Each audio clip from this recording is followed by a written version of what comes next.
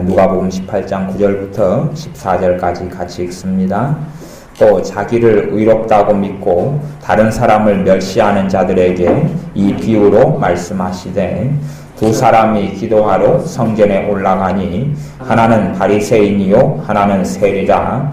바리새인은 서서 따로 기도하여 가로되, 하나님이여, 나는 다른 사람들 곧 토색, 불의, 간음을 하는 자들과 같이 아니하고 이 세리와도 같이 아니함을 감사하나이다.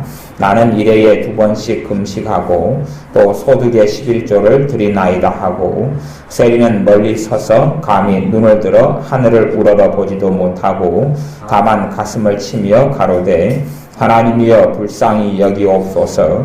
나는 죄인이로소이다 하였느니라. 내가 너희에게 이르노니 이 사람이 저보다 의롭다 하심을 받고 집에 내려갔느니라. 무릇 자기를 높이는 자는 낮아지고 자기를 낮추는 자는 높아지리라 하시니라. 아멘. 지난번 시간에 종교인과 신앙인에 대해서 말씀을 나누었습니다.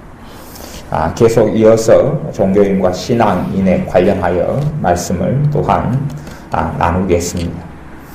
누가복음 18장 9절에 보면 주님께서 비유를 이 바리새인과 세리의 기도에 대한 비유를 하셨는데, 비유를 하신 그 목적, 이유가 18장 9절에가 나옵니다. 또 자기를 의롭다고 믿고 다른 사람을 멸시하는 자들에게 이런 비유로, 이런 이유로 비유를 하셨습니다. 바리새인과 세리를 따져서 비유하자면, 바리새인은 당시의 유대교의 종교 지도자들이었습니다. 그리고 바리새인은 존경받는 사람들이었고, 바리새인은 11조 하나님께 철저히 헌금 생활했던 사람이었고, 그리고 헌금 생활도 어느 정도까지 했냐 하면, 심지어는 자기 텃밭에나 텃밭 상추나 고추나 호박 같은 걸 심으면, 우리식으로 따진다면요, 그런 11조까지도 철저히 계산해서, 고추가 한 17개 났다 그러면 고추 2개 정도 11조를 드려야 되겠죠. 그런 식으로 철저했던 사람이고, 또 이 바리새인의 기도를 살펴볼 때에 이 사람은 일해에 2번씩 금식했다. 일해는 일주일이죠. 일주일에 2번씩 금식했다. 주로 이 중동 지역의 금식의 풍습은 아침 6시부터 저녁 6시까지가 주로 금식의 풍습이에요. 그래서 일반적으로 해석하기는 일주일에 2번씩 금식했는데, 주로 금식의 시간이 아침 6시부터 다음 오후 해질 때 6시까지, 그렇게 12시간씩 그렇게 금식하지 않았는가 싶습니다. 또 11조를 바친다 그랬고요. 그 다음에 존경받는 사람들, 이런 바리새인, 그리고 당시의 지도자, 또 부유한 사람들, 성공한 사람들입니다. 성공한 사람들. 이 사람들의 삶 속에는 실상은 결점이 별로 없습니다. 문제점이 없습니다. 큰 실수가 그렇게 없습니다.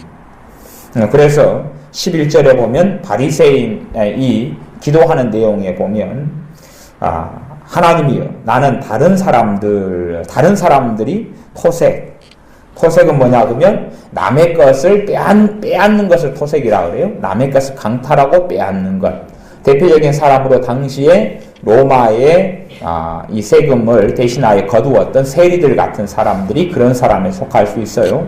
어찌되었든 토색, 남의 것을 빼앗는 사람들, 어떤 수단, 어떤 방법을 통해서라도 또 이런 토색, 그리고 불의, 못된 짓을 하는 거지요.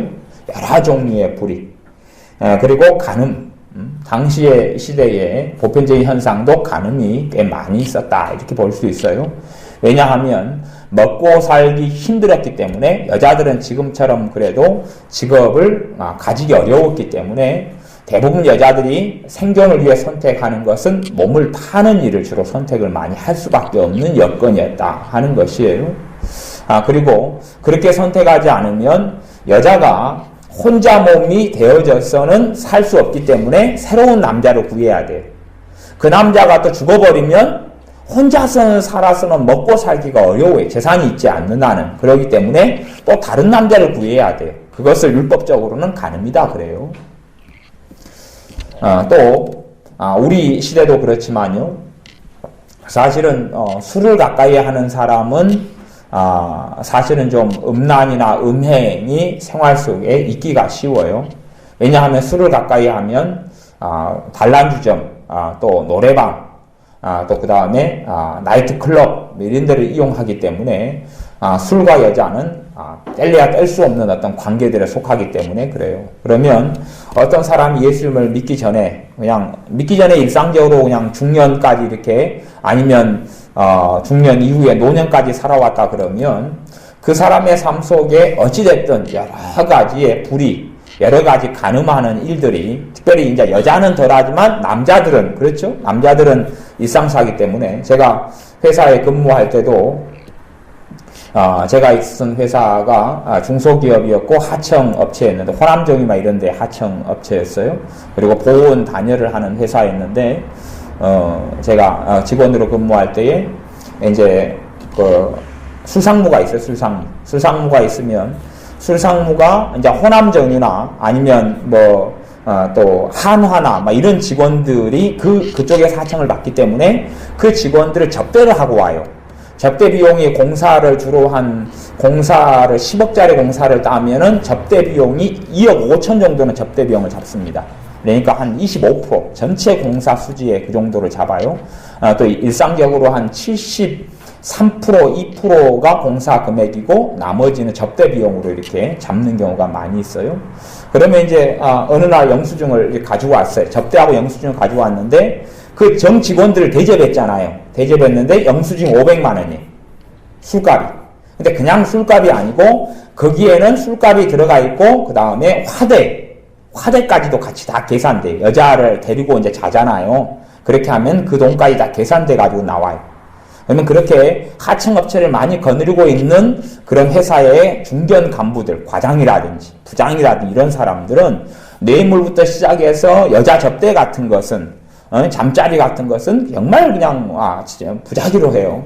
그래서 그런 이제 근무를 좀 하다가 그런 업무를 나한테 보라 그래서 도무지 신자로서는 그런 업무를 양심상 볼 수가 없기 때문에 그 회사를 그만두었는데, 그런 것이 이제 일상 세상사의 삶이에요. 그러면 이제 이 바리새인들은 그런 허물이 없어요. 그런 약점이 없어요. 그런 결점이 없어요. 세상 사람 살다 보면 우울증에도 시달리고 알코올 중독에도 시달리고 또 삶 속에 큰 흠도 있고 결점도 있고, 요즘에 이혼하는 사람이 얼마나 많아요? 이혼이 이제 아주 흔한 일이 됐어요. 그런 일이 너무 많아요. 그리고 때 되면 결혼을 못하기 때문에 어쩔 수 없이 나이 차이가 20년 정도 차이 나는 외국 여자를 데려다가 이렇게 살 수밖에 없고, 그 여자가 또 애 낳고 떠나기도 하고 버리기도 하고 인생사에 무수한 일들이 많이 벌어지는데 이 바리새인들은 그런 일이 없어요. 돈이 있고요, 권력이 있고, 존경받고, 인정받고, 성공해요. 그래서 이들은 또한 종교적인 행위로 11조 정확하게 하나님께 드리고, 또 헌금생활 정말 잘하고, 그리고 봉사생활도 잘하고, 그렇게 사람들이 손가락질 할 만한 인생과 삶에 흠이 없다, 그런 말이에요. 근데 이 사람들이 이제 무슨 일을 하게 되냐 하면, 겉으로는 전혀 문제도 없고 흠도 없는데, 그렇기 때문에 이 사람들의 마음속에는 자신들에 대한 굉장한 자부심을 가지고 있습니다. 굉장한 자부심을 가지고 있어서 어떤 일을 하게 되냐 하면 18장 9절에 자기를 의롭다고 믿고 다른 사람을 멸시한다, 그러는 것입니다.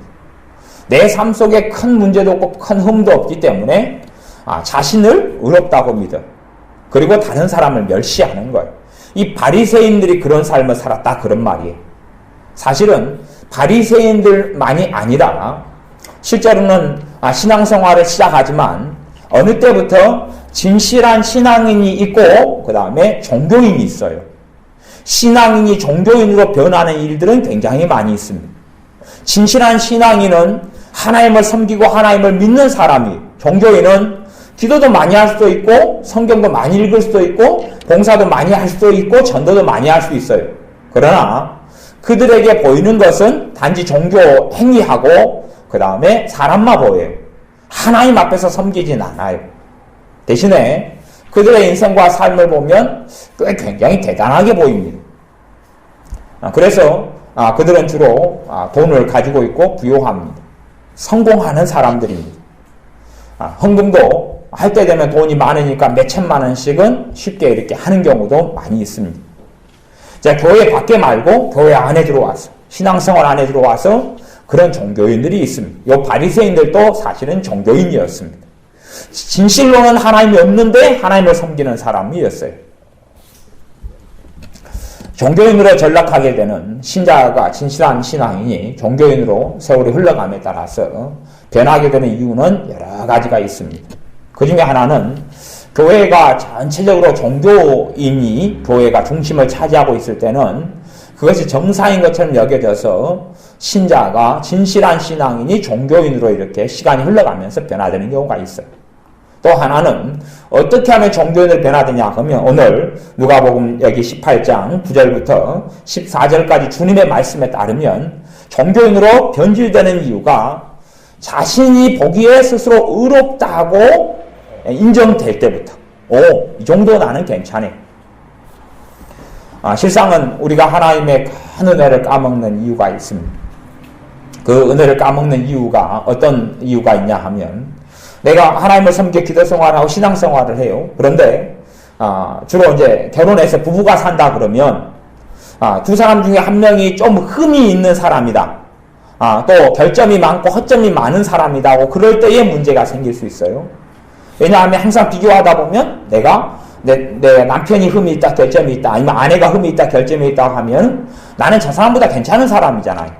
나는 저 사람보다 의로운 사람이잖아요. 그렇게 되어지고. 그 다음에 이제 교회 속에서 흠이 있고 결점이 있는 어떤 집사님이 있거나 성도님이 있다고 치면, 그러면 이럴 땐 내가 종교인으로 그것 때문에 변화가 될 수 있어요. 왜냐하면 내가 보기에 나는 괜찮은 사람이잖아요. 저런 집사님들은 문제도 많고 사고도 많고 또 이혼도 하고 그리고 그냥 잘못도 행하고 그 다음에 주식에 잘못 투자해가지고 깡그리 망해버리기도 하고 별일이 다 있다. 그래서 나는 헌금 생활도 잘하고 또 사는 것도 괜찮고 인정도 받고 그리고 돈도 있고 그리고 이제 좋은 자리에도 있고 명예도 있고 나는 얼마나 하나님 뜻대로 내가 살아가는가 그렇게 생각하게 된다 그런 말입니다. 그래서 한 사람이 진실한 신앙을 잃어버리고 종교인으로 변해버리면 교회 안에 종교인들이 많이 있는데 종교인으로 변해가는 가장 큰 이유를 따져놓고 본다면 자기 의 때문에 그렇다 하는 것입니다. 내가 의롭다. 나는 괜찮다. 그래서 이 바리새인들의 가장 큰 문제가 그거였습니다. 그들의 인생과 삶에는 큰 결점이 없었다 하는 것입니다. 큰 문제가 없었다 하는 것입니다. 큰 불의가 없었다 하는 것입니다. 남의 것을 훔치고 도둑질할 만한 그런 환경이 아니었다 하는 것입니다.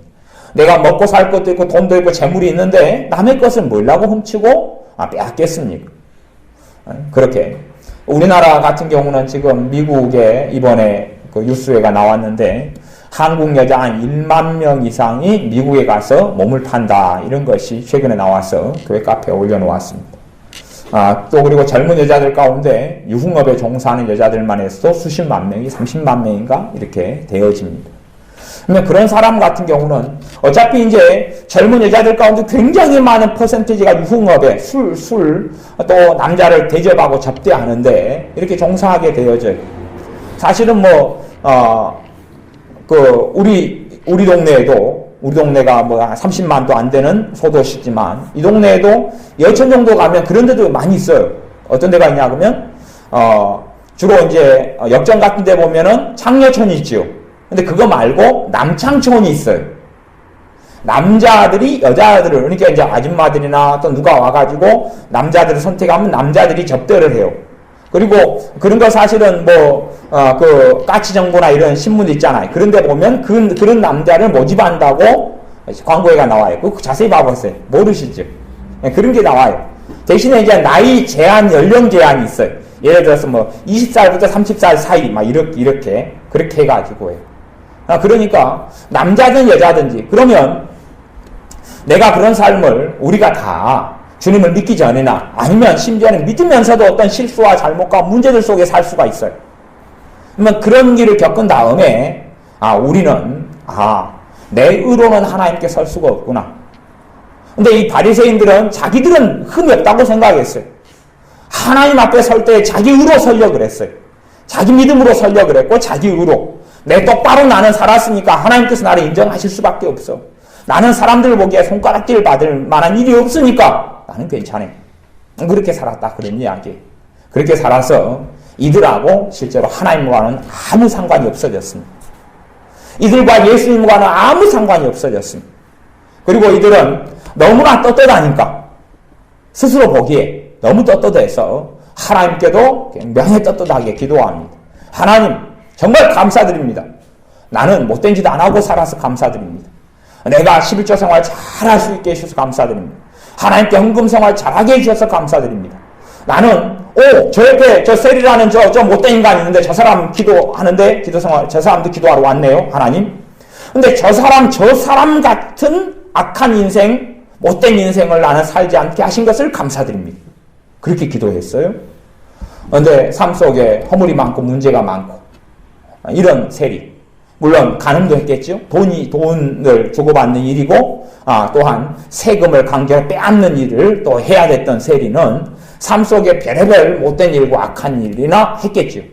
그래서 이 세리 스스로도 하나님께 기도하기를 18장 13절에 보면 세리는 세관원인데 세관원. 그러니까 우리 식으로 따지면 일제시대 때 일제의 앞잡이가 되어져서 세금을 걷는 사람이었어요. 매국노 자리였어요. 이 사람이 세리들이에요. 그런 이 로마의 식민 지배하에 유대라는 이스라엘 나라 유대가 있었는데 그 나라에서 로마의 앞자리가 되어져서 로마의 세금을 걷는 사람이 세리였어요. 세리는 멀리 서서 감히 눈을 들어 하늘을 우러러 보지도 못하고 스스로 생각하기에 자신의 삶에 허물이 너무 많은 것이에요. 스스로 보기에 자신의 삶에 문제가 많은 것이에요. 하나님 앞에 떳떳하게 설 수가 없는 사람인 것이. 그래서 다만 가슴을 치며 가로되 하나님이여 불쌍히 여기옵소서. 나는 죄인이로소이다. 이렇게 기도한단 말이에요. 이렇게 기도했다. 그럽니다. 주님이 하신 이야기입니다. 죄인입니다. 나를 불쌍히 여겨주십시오. 나는 하나님께 내세울 만한 것이 하나도 없습니다. 내가 하나님께 지금까지 헌금을 제대로 드린 적도 없고 내가 하지 말란 일들은 다 하고 살아왔고 간음도 많이 했고 또 못된 일도 많이 했고 거짓말도 많이 했고 뇌물도 많이 받았고 뇌물을 많이 주기도 했고 싸우고 다투고 분쟁하고 재판에 걸고 애매히 누명을 씌우기도 하고 이렇게 나는 살았습니다. 그러니 하나님 나를 불쌍히만 여겨주셔야 합니다. 왜냐하면 세리가 보기에 자기 삶에 하나님 앞에 나아갈 만한 아무런 건덕지가 없었기 때문에 그렇습니다. 이 두 사람은 전혀 극명히 다른 삶을 살고 있습니다. 대신 겉의 모습이 다른 삶을 산다 이것입니다. 겉에 행위로 보기에는 다른 삶을 삽니다. 아주 한 사람은 정말로 찬사를 받고 인정을 받고 존경을 받고 그리고 칭찬을 받을 만한 멋있는 삶을 사는 사람이 바리새인이고 한 종류의 사람은 누구나 손가락질하고 누구나 없음 여기는 삶을 사는 사람. 그래서 이 세리는 일제시대 때 지금도 욕하는 사람이 일제에 우리나라를 팔아먹은 이완용 같은 사람. 그 사람은 지금도 이제 죽은 다음에 욕 얻어먹는데 그런 사람, 이완용 같은 사람이 세리인데 지금 손가락 받는 사람, 욕 얻어먹는 사람. 그런데 주님께서 하신 결론이 너무나 틀립니다. 바리새인, 인정받고 칭찬받는 사람 같은 문제가 없고 허물이 대단한 허물이 없는 바리새인과 악하고 문제가 있고 허물이 많은 세리 두 사람이 기도를 했는데 기도 응답의 결과를 주님이 이야기하는데 18장 4절입니다. 내가 너희에게 이르노니 이 사람이 저보다 이 사람은 세리입니다. 세리가 저 사람 바리새인보다 의롭다 하심을 받고 내려갔느니라. 의롭다 하심이라는 것은 뭐냐 하면 세리가 하나님 보기에 더 옳다 그런 이야기입니다. 세리가 하나님 보기에 더 옳고 정당하다 하는 것입니다. 사실은 바리새인의 삶이 실제로 어리석어지는 건 뭐냐 하면 기준은 뭐냐 하면 자기법입니다. 자기법. 자기 법, 인간 사회의 법, 자기 법에 의해서 다른 사람을 비교해 보니까 자기보다 다 못하다 이것입니다. 자기보다 다 못하다. 그런데 하나님의 기준은 하나님의 법입니다. 하나님의 법이에요. 하나님의 법인 진리입니다. 진리에 비춰보면 세리의 삶이나 바리새인의 삶이나 50보 100보입니다.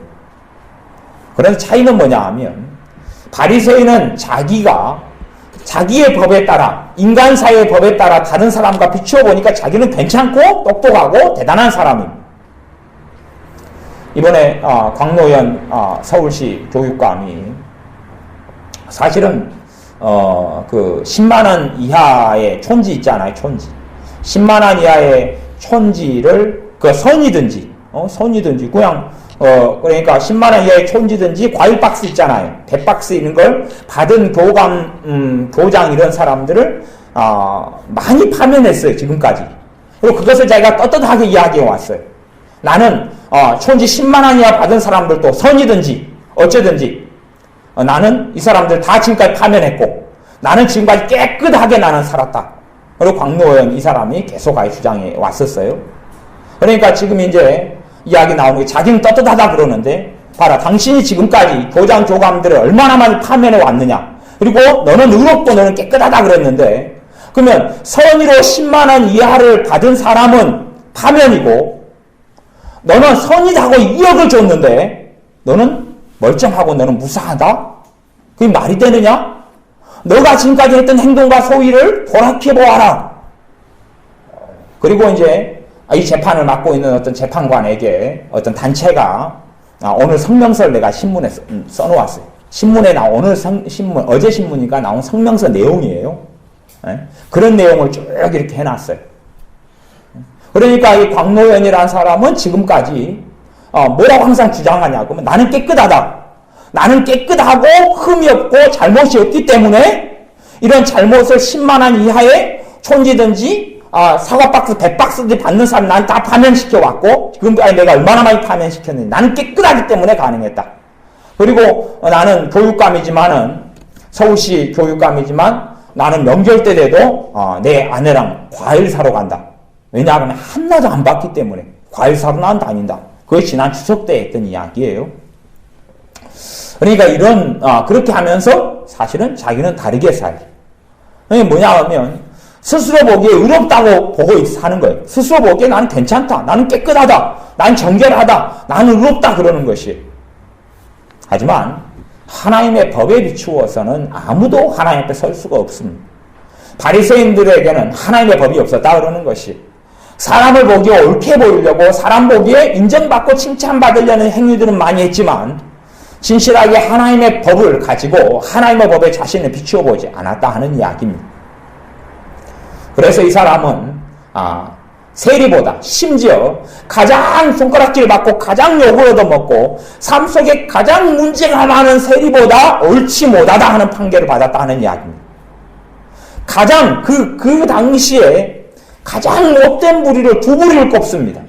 유다 나라에서 가장 못된 부류 두 부류를 뽑는데 그 두 부류가 첫째 부류는 세리고 두 번째 부류는 창기들입니다. 가장 악하고 가장 문제 있는 두 부류 세리하고 창기. 그런데 주님의 판결, 하나님의 판결은 그 당시에 가장 인정받고 가장 존경받고 그리고 지금으로 따지면 목회장, 목사님의 자리에 신부님의 자리에 있는 이 바리새인들인데 이들은 가장 존경받고 가장 인정받아서 누구든지 간에 존경하고 이 사람은 권력을 가지고 있고 힘을 가지고 있고 그 다음에 검찰권도 가지고 있고 대단한 권력을 가지고 있는 이들 예배를 인도하고 집례할 수도 있고 검찰권도 가지고 있고 변호권도 가지고 있고 다 가지고 있는 사람 돈도 가지고 있고 성공하고 명예도 가지고 있고 그리고 사람들 보기에 그렇게 흠이 없는 사람 그래서 전혀 비교 불가한 계층 바리새인의 계층과 세리나 창기하고는 비교 불가한 계층인데 이 비교 불가한 두 계층의 사람의 대표가 기도하러 하나님께 올라갔는데 하나님의 판결은 세리가 더 옳다. 하나님 보시기에 더 옳다. 그리고 세리가 의롭다. 하나님 보시기에 바리새인보다 더 의롭다 이렇게 판정을 내렸다 하는 이야기입니다. 우리의 삶 속에 이런 내 스스로를 의롭다 여기는 사상, 내 스스로 옳다 여기는 사상 속에는 하나님을 만날 수가 없습니다. 내가 스스로 옳다, 의롭다 하는 생각 속에는 내가 참된 신앙인에서 나는 종교인으로 변화되기가 굉장히 쉬운 문제가 됩니다. 그러니까 우리 안에 내가 다른 사람과 비교하는 문제가 아니라 전능하신 하나님의 말씀에 비추고 하나님 앞에 서서 우리 자신을 돌이키고 누구보다 내가 옳다, 누구보다 내가 바르다, 이렇게 산다 이렇게 생각할 게 아니라 하나님 앞에서 내가 하나님의 은혜가 아니면 살 수 없는 사람, 주 예수 그리스도의 의로우심이 아니면, 용서가 아니면 설 수 없는 사람으로 있어야 나는 하나님의 은혜가 언제까지나 끊어지지 않는 신앙인, 하나님의 백성으로, 하나님의 자녀로 살게 됩니다. 예수 그리스도의 의를 바리새인이 힘입지 못했는데, 왜냐하면 자기의 의를 이 사람은 자기의 의로 하나님께 서기를 원했기 때문에 그렇습니다. 자기의 의로 서기를 원했기 때문에 이 바리새인들은 천국에 대부분 들어가지 못했고, 세리나 창기들은 하나님 나라에 먼저 들어갔다라고 예수님께서 말씀합니다. 왜냐하면 세리나 창기란 삶 속에 정말로 큰 허물, 누구든지 손가락질할 만한 이러한 허물이 있었는데, 그렇기 때문에 세리나 창기들은 자기가 하나님께 내세울 게 하나도 없어요. 하나도 없어서 예수님의 의를 의지했습니다. 예수님의 의로우심이 아니면 하나님께 설 수 없다는 것을 알았습니다. 내 삶 속에 업적이 있어야지, 내 삶 속에 내놓을 것이 있어야지. 그런데 이 창기나 세리들은 내놓을 게 아무것도 없었습니다. 단지 과거를 사람들이 몰랐으면 좋겠은 과거, 내 과거에 그것을 덮어버렸으면 좋겠을 과거, 단지 그냥 결혼했다, 이혼했다 이런 인생의 좀 실패만이 아니라, 그게 문제가 아니죠. 창기의 삶은 그런 인생의 실패를 이야기하는 게 아니잖아요. 그냥 그 삶 속에서 온갖 모진 불가피한 죄지만 죄를 짓고 살아가는 반복적인 어떤 삶 속에, 그런 삶 속에 살아왔던 과거로 죄로 얼룩진 과거. 그렇기 때문에 창기나 세리들은 예수님을 힘입지 않으면 하나님께 나갈 수 없는 것을 깨닫고 알아서 예수님 힘입었고 하나님 나라에 먼저 들어갔습니다. 참으로 신앙생활을 하는 사람 가운데 예수님을 못 만나는 사람, 진정한 신앙이 되지 못하는 그런 사람들, 하나님의 은혜 속에, 하나님의 사랑 속에 들어오지 못하는 부류의 사람들은 어떤 사람들이 되냐 하면 종교인이 됩니다. 어떤 종교인요? 내가 보기에 나는 이 정도 문제 없어, 나는 결백해, 나는 깨끗해, 나는 그래도 이 정도면 나는 누구보다 나는 큰 소리치고 살 수 있어, 내 삶 속에는 흠이 없어, 내 삶 속에는 지워버리고 싶은 과거가 없어, 나는 떳떳해. 이런 사람, 이런 무리의 사람들은 주님의 깊은 은혜 속에 들어오지를 못합니다.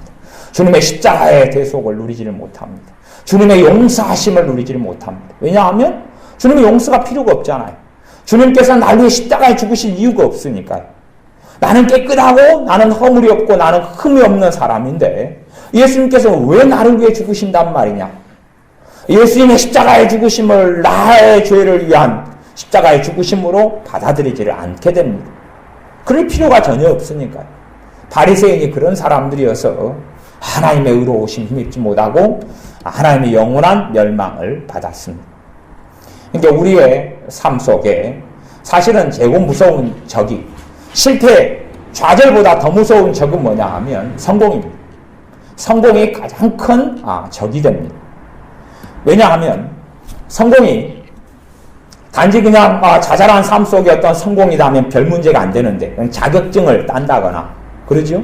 아니면 수능을 잘 봐가지고 좋은 학교로 들어간다, 그런 성공은 별게 없을 것입니다. 하지만 자수성가한다, 이런 성공 있잖아요. 내가 내 주변 사람보다 재산이, 그냥 내 주변 사람은 1억도 없는데 나는 50억 가지고 있고, 아파트도 10채 20채 가지고 있고, 회사도 나는 7 없고, 그런 사람, 부모로부터 재산을 물려받아가지고 산 사람은, 그런 사람은 대단한 프라이드나 자부심을 가질 수도 있고 안 가질 수도 있지만 자기 노력으로 받은 게 아니기 때문에, 자기 노력으로 재산을 얻은 게 아니기 때문에 덜 할 수 있을 것입니다. 그러나 자기 스스로의 재능과 힘으로 성공한 사람, 이 자수성가한 사람들은 실제로는 가장 큰 위험을 떠안게 됩니다. 왜냐하면 이제는 봐보세요. 내가 스스로 노력하고 애써서 성공했어요. 그럼 어떻게 생각해요? 자기 주변에 성공하지 못한 사람에 대해서 니는 더 노력하지 않으니까 그래. 나도 맨주먹으로 일어섰어. 너는 근데 지금 뭐하고 있는 거야? 니 사람 무시를 못한다. 니는 더 노력하지 않는다. 너는 더 애쓰지 않는다. 니는 하다 멍청하다. 나는 성공했어. 내 맨주먹으로 일어나서. 그렇기 때문에 가장 교만하게 되는 사람이 자수성가한 사람이 되어집니다. 차라리 그냥 로또 복권 당첨해서 20억, 30억 받는 사람은 덜 교만합니다. 그런 사람. 왜? 불로소득이잖아요. 하지만 자기가 애를 쓰고 수고하고 노력해가지고 하나님의 은혜로 성공한 사람은 정상인 한은 하나님의 은혜 때문에 내가 성공했다고 인정하고 알게 돼서 덜하죠. 그런 게 별로 없을 수 있습니다. 그러나 하나님을 의지하고 기도해서 성공하는 게 아니라 그냥 자기 능력과 자기 노력으로 성공해. 그렇게 성공하는 사람들은 주변 사람들을 깔보고 멸시하고 박대하고 또한 마음 한구석에는 은근히 저 사람을 비웃는 신앙생활도 그럴 수 있습니다. 내가 열심히 하나님을 섬겨 신앙생활을 해서 내가 보기에 스스로 믿음이 좋다고 생각해. 그런데 나보다 저분은 신앙생활을 오래 했어요. 오래 했는데 정말 별 볼 일 없어요. 신앙이. 그렇다고 보면 그것도 내 의가 된다 그 말이에요. 나는 이렇게 열심히 하나님을 섬겨서 믿음이 이렇게 컸는데 저 사람 아직도 저런 수준에 머물러 있느냐? 그런 자기 의가 될 수 있다 하는 것이 진실한 사람이 되기 위하여 하나님께서 기뻐하시는 사람이 되기 위하여 주님께서 요구하시는 것이 14절 하반절입니다. 무릇 자기를 높이는 자는 낮아지고 자기를 낮추는 자는 높아지리라. 하나님 앞에 섰을 때 하는 이야기입니다. 이 땅에서는 자기를 높이는 사람이 높아집니다. 그러니까 우리가 어떤 회사에 면접 보러 갔을 때에 나는 이런 걸 할 수 있습니다. 그렇게 해야지. 그냥 나는 이것도 못합니다. 저것도 못합니다. 그러면 당신 띡 탈락 그럴 거 아니에요. 그러니까 그런 부분에서 나를 피하라고 나를 알리고 나를 선정해야지. 그래야지만이 사실은 높아집니다. 하지만 하나님께 섰을 때는 이 땅의 삶 속에 너가 너를 높이고 살아왔느냐 낮추고 살아왔느냐를 하나님은 보시고 판결하신다 하는 것입니다. 물론 우리가 지혜롭게 살아야 됩니다. 굉장히 나를 때로는 알릴 때는 알리기도 해야 될 것이에요. 그 자체를 문제 삼는 것은 아닙니다. 여기서 자기를 높인다 낮춘다고 하는 개념은 어떤 뜻이냐 하면 다른 사람에 대해서 내가 그 사람을 멸시하느냐 존중하느냐 하는 이야기를 하는 것입니다. 똑같이 일을 한다 그럴 때 내가 일을 10개 할 때 저 사람 2개밖에 못해요. 10개 할 때 내가 2개밖에 못해. 그러면 나는 저 사람을 뭐 하기 쉬워요? 멸시하기 쉽죠. 그런데 하나님 보시기에 그 사람을 멸시하지 않고 그래도 내가 저 사람에 대해서 존중하고 존경심을 가지고 있어야 한다 그런 말이에요. 그렇게 할 때에 하나님께서 나를 높여주신다라고 이야기합니다. 때로는 이 땅 속에서 하나님 높여주신 것을 다 누릴지는 몰라도 하나님의 심판대 앞에 섰을 때는 나를 높이신다. 이것이 이 땅에 80년, 90년, 70년의 인생을 살아가는 하나님의 판결, 하나님 앞에 섰을 때의 계산 기준이 되어집니다. 아버지, 우리의 부모가 있다고 쳐요. 우리의 부모님이 있어요. 우리의 부모님은 사실은 좀 문제들이 많잖아요. 우리가 요즘에 잘난 세대, 요즘에 또 학식이 더 많은 세대, 더 공부를 많이 한 세대에 비추어서 그 눈으로 보면 부모님들이 무식할 때도 많고 또 왜 이리 또 판단 미스도 많고 미련할 때도 있고 잘못 삶을 살아왔을 때도 있고 돌아놓고 보니까 내 인생과 삶을 잘못 코치를 해가지고 나를 잘못된 길로 오도했을 때도 있고 그런 면에서 부모님에 대해서 내가 왜 저럴까? 그럴 수 있다. 그런 말이에요. 하지만 하나님 보시기에 왜 저럴까가 아니라 그래도 부모님이기 때문에 존경해야 된다고 이야기하는 이것이 자기를 낮추고 다른 사람을 높인다 하는 뜻이 되어집니다. 형제간에는 더 이게 문제가 심할 수가 있습니다. 형제들에는 어찌됐든지 간에 뭐 삼형제가 있다 아니면 삼남매가 있다 그러면 그 중에서 최고 똑똑한 사람이 있고 민낯한 사람이 있잖아요. 저 공부 못하는 사람이 있어요.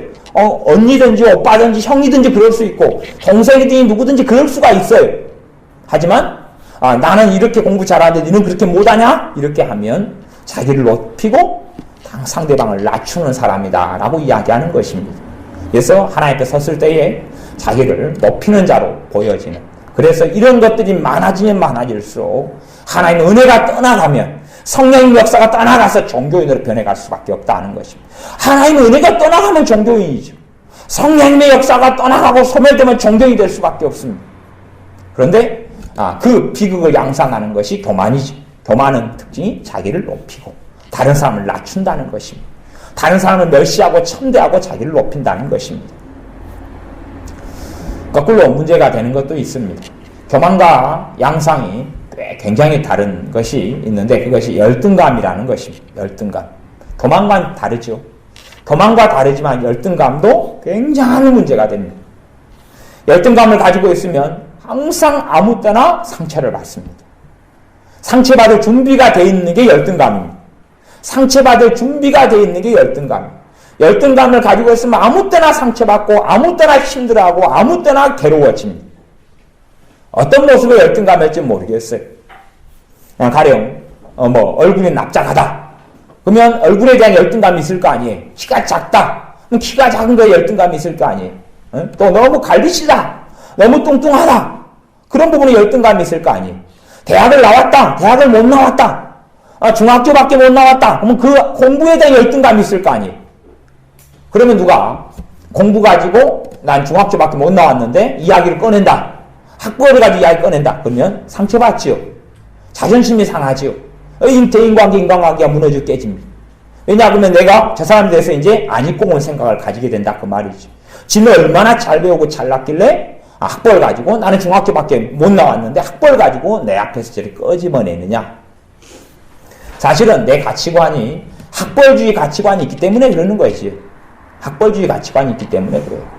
학벌이 정말로 중요한 가치관으로 들어와 버리면 내가 학벌이 받쳐주면 교만하고 안 받쳐주면 열등감 때문에 헤매고 둘 다가 문제가 됩니다. 그럼 열등감은 무엇을 만들어내냐 하면 열등감은 교만을 만들어냅니다. 왜 교만을 만들어내냐 하면 내가 주눅 들고는 못 살잖아요. 내가 딴 사람에게 항상 멸시받고는 못 살잖아요. 저 사람이 나를 멸시하는데 멸시받고는 못 사니까 내가 저 사람보다 앞설 만한 뭔가를 나도 가지고 있어야 되기 때문에 그래요. 그게 거짓말이든지. 그래서 도무지 딴 사람보다 앞설 만한 게 없으면 뻥치기를 하죠. 없는 걸 있다 그런다 그런 말이에요. 우리 집에 금송아지 있다 그래 부르는 거예요. 우리 아버지가 재산 많다 그래 부르는 거예요. 그러니까 자기에게 다른 사람보다 앞설 만한 게 없어서 항상 열등감에 들 수밖에 없으면 거짓말을 해서 자기가 열등감 속에 파묻히지 않고 딴 사람한테 인정을 받으려고 애쓰는 잘못된 방식을 선택하기도 합니다. 돈이 열등감의 근원이다. 그러면 돈 문제만 나오면 항상 스트레스 받고 항상 문제가 됩니다. 직업이 그렇다. 그러면 직업의 의식 가운데 사회에서 좋은 직업, 안 좋은 직업에 대한 인식이 있다. 그래서 생각하길래 친구를 만났는데 친구는 나보다 월등히 월급도 많이 받고 똑같이 한 달 고생했는데 나는 100만 원 받는데 저 친구 500만 원 받는다 그래. 그럼 열등감이 안 들겠어요? 야, 똑같이 일하고 나는 한 달에 100만 원인데 저 친구가 500만 원이야. 그럼 열등감이 듭니다.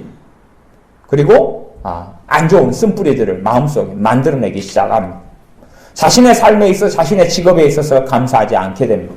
그리고 더 돈을 많이 버는 직장과 직업으로 옮기려고 그럽니다. 그것이 꼭 나쁘다고는 볼 수 없지만 문제는 심령 속에서 잘못된 쓴뿌리들이 만들어진다는 것이 문제입니다. 그래서 내가 저 친구보다 우월한 자리에 서 있어야 돼. 서려고 해야 돼. 저 친구에게 5개를 내가 져서 기분이 상하면 1개, 2개라도 이기는 뭔가를 만들어내려고 그럽니다. 그래서 만들어지는 게 교만이다. 그런 말이에요. 우월감이 다른 말로 하면 교만입니다. 열등감과 우월감, 열등감과 교만은 그래서 동견의 양면처럼 주로 함께 있게 되는 것이 많습니다. 그리고 열등감의 근원들은 세속주의 가치관입니다. 돈, 성공, 명예, 재능, 학벌, 학위 이런 것들로 기준을 삼는 것. 그것 때문에 열등감을 끊임없이 가지게 됩니다. 우리의 삶 속에 무릇 자기를 높이는 자는 낮아지고 자기를 낮추는 자는 높아지리라. 우리 삶 속에 나보다 대단한 사람을 만날 때는 내가 항상 낮춰질 수밖에 없지만, 그렇지만 거꾸로 나보다 별로 아닌 사람, 나보다 별것 없는 사람을 볼 때에 내 마음가짐이 어떠느냐를 돌아보아야 됩니다. 거꾸로 그 마음가짐이 나보다 잘난 사람을 만났을 때, 그래서 나보다 못난 사람을 만났을 때 내 마음이 지켜져야 되고, 나보다 잘난 사람을 만났을 때도 내 마음이 지켜져야 한다, 그 말입니다. 나는 집도 없는데 집을 3채 가지고 있는 친구를 만나요. 그러면 내가 어찌 된다, 그 말입니까? 나는 차도 자가용도 없는데, 차도 없는데, 차를 막 그냥 에쿠스 같은, 에쿠스도 5천만 원짜리도 있고 1억짜리도 있고 그런데 1억이 넘는 에쿠스를 모는 친구를 만났다. 그러면 또 어찌 된다, 그 말입니다. 항상 우리의 삶 속에 그런 일들은 비일비재하게 생겨납니다. 그럼에도 불구하고 그런 것에 내 마음이 요동치느냐 요동치지 않느냐 하는 것입니다. 이렇게 내 마음을 지키는 것이 가장 중요합니다. 또한 스스로 보기에 의롭다 보지 않아야 됩니다. 대부분 우리들 같은 경우는 좀 그러기가 좀 어려운 면모들도 있습니다. 왜냐하면 별로 평범한 사람들이 여기서 내가 다른 사람보다 난 탁월하다, 대단하다, 위대하다 할 만한 게 별로 없기 때문에, 그래서 그것이 사실은 굉장한 감사의 조건이 됩니다. 내가 다른 사람보다 큰 소리 치고 다른 사람보다 대단한 학벌을 자랑할 만한 게 없다. 이것이 사회에서는 열등함의 문제일 수 있지만 하나님의 말씀 속에서는 복의 조건 속에 하나에 들어갑니다. 목사님들끼리 모이면 사실은 학벌 자랑이 굉장히 심합니다. 학벌 자랑이 심해서 목사님들이 박사학위를 따려고 그렇게 애쓰고 발버둥칩니다. 그리고 목사님들 가운데서도 이렇게 신학교만 나오고 일반 대학을 안 나온 목사님들은요, 일반 대학을 나오려고 발버둥을 칩니다. 일반 대학에 대한 열등감이 또 있거든요. 그래서 일반 대학을 나오려고 애를 쓰면서 뒤늦게 대학원을 가시는 분들이 있어요. 왜냐하면 열등감. 그렇기 때문에 목사님들이 모이면 이제 무슨 특별한 행사가 있을 때는 목사님 가운을 입고 모이면 목사님 가운에 박사를 표시해가 나타납니다. 목사님 가운에 박사 표시는 짝대기 3개다 그랬죠. CTS 같은 데 방송을 보면 목사님들이 짝대기 3개인 박사 가운을 입고 설교를 하신다 그런 말이에요. 짝대기 3개가 있어요. 짝대기 2개는 석사고 짝대기 하나는 학사인데 학사 짝대기 하나 가지고는 아무도 안 하지. 짝대기 안 그으면 안 그어도. 그러니까 목사 가운은 목사 가운인데 목사 가운 플러스 거기에다가 자기 학벌을 갖다가 내놓습니다. 나는 박사다. 그리고 짝대기 3개를 딱 가지고 설교하는 유명한 목사님들이 많이 있습니다. 왜냐하면 그렇게 될 때 딴 사람 위에 서서 군림할 수 있고 큰 소리 칠 수 있기 때문에 그러는지 모르겠습니다. 그래서 이것이 내가 다른 사람보다 높다, 위대하다 라고 자랑할 만한 것이 됩니다. 그런 면에서는 차라리 그런 박사가 없는 것이 하나님 앞에서 다른 사람 앞에서 겸손하고 겸비하게 또한 내 스스로의 의로움을 입지 않고 살아갈 만한 좋은 조건이 될 수도 있습니다. 그래서 우리의 삶 속에 내가 없는 것들이 오히려 내 자신이 하나님 앞에 바르게 서게 하고 내 의가 아니라 주님의 의를 힘입고 살아가는 축복이 되어집니다. 내가 가지고 있는 것들, 내가 남보다 더 많이 손에 움켜진 것들이 내게 복이 되고 내게 은혜가 될 것 같지만 사실은 그러기보다 내가 마음을 대부분 사람은 지키지 못하기 때문에 해악이 되고 문제가 되는 경우가 많습니다. 또한 우리가 또 없다가도 어느 때가 되면 있게 될 것입니다. 내가 어떤 때 실패의 자리 속에 있다가도 언젠가는 성공의 자리 속에도 하나님께서 나를 이끌어가게 해주실 것입니다. 그러면 내가 그때의 과거를 다 잊어버리는 사람이 아니라 내가 지금부터 내 마음과 생각과 삶을 정돈하고 준비해서 내가 하나님께서 많이 가지게 하실 때 부하게도 하시고 가난하게도 하시고 가난의 자리에도 있다가 부여의 자리에도 하나님은 처하게도 하시기 때문에 많은 걸 가질 때에 없는 사람을 멸시하고 무시하며 내가 이런 사람이다 라고 하기보다 또한 공부를 못할 때는 주눅들어 살다가 공부를 잘하게 되니까 못한 아이들을 멸시하고 천대하고 이렇게 살아가는 게 아니라 내가 잘날 때도 내가 못날 때도 오히려 그런 것에 연연하고 두는 게 아니라 내가 부족하기 때문에 내가 과거나 현재의 삶 속에 허물이 많고 죄가 많기 때문에 주님의 의를 힘입어 살아가는 사람으로 언제나 주님의 자녀로 주님의 신자로 진실한 신앙인으로 우리가 날마다 거하며 살아가야 합니다. 기도하겠습니다. 아버지 하나님, 자기 의로움, 바리새인들이 가졌던 아무런 별로 결점도 없고 흠도 없고 스스로 보기에 또한 주변의 사람들이 보기에 존경할 만하고 흠모할 만한 그러한 사람들, 그러한 모습들이었습니다. 그러나 우리 주님께서는 흠모할 만한 것이 없이 이 땅에 오시고 우리의 죄를 위하여 십자가에 죽으셨사오니 우리가 그러한 죄인임을 항상 발견하며 보게 하여 주옵소서. 어리석게 세상의 기준으로 나는 괜찮아, 나는 의로워, 나는 이 정도면 떳떳해 라고 사는 사람들이 아니라 하나님의 말씀에 비추어서 내가 주님이 아니고는 살 수 없는 사람, 주님의 의로우심이 아니고는 전능하신 아버지 앞에 설 수 없는 사람으로 거하여서 주님의 의가 내 의가 되어지고 주님의 십자가에 흘리신 피가 내 죄를 사하며 덮는 거룩한 보혈의 능력이 내게 나타나는 그러한 삶이 되게 하여 주옵소서. 우리에게 겸비한 겸손함을 얻게 하여 주셔서 어떤 자리에 어떤 위치에 있다 할지라도 다른 사람들을 존경하고 또한 존중할 수 있도록 그러한 다른 사람을 높이고 나를 낮추는 그러한 진실한 신앙인의 모습을 가지게 하여 주옵소서. 예수님의 이름으로 기도하옵나이다. 아멘.